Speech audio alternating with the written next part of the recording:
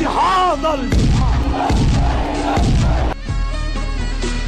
او بیت المقدس کدے نال آنا ہے، او بیت المقدس واپس کدے نال آنا ہے، او اسرائیل دی ٹھکائی کدے نال ہونی۔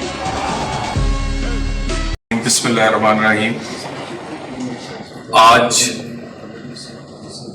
تحریک لبیک پاکستان اور اس کے وفد سے ایک بڑی لمبی نشست ہوئی اور اس کے بعد ایک مشترکہ اعلامیہ جو ہے اس پر ہم دونوں متفق ہوئے اور اس پہ سائن ہوئے۔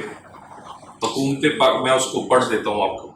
حکومت پاکستان اور تحریک لبیک پاکستان کے مابین درجہ ذیل نکات کے طے پائے، جس کے نتیجے میں 1 مئی 2025 کو ہونے والے مارچ کو مؤخر کر دیا گیا ہے۔ حکومت پاکستان اسرائیل کی ناجائز ریاست سے متعلق بانی پاکستان قائد اعظم محمد علی جناح کے بیانیے کا اعادہ کرتی ہے اور کرتی رہے گی۔ حکومت پاکستان فلسطین کے لیے اپنی امدادی سرگرمیاں، طبی ساز و سامان کی فراہمی کو ہمیشہ کی طرح جاری رکھے گی۔ نیز حکومتی سرپرستی میں ماہرین کی ٹیم کے ساتھ تحریک لبیک پاکستان بھی رضاکارانہ طور پہ شامل ہوگی تاکہ فلسطینی زخمیوں اور قابل علاج افراد کی طبی امداد کو یقینی بنائے۔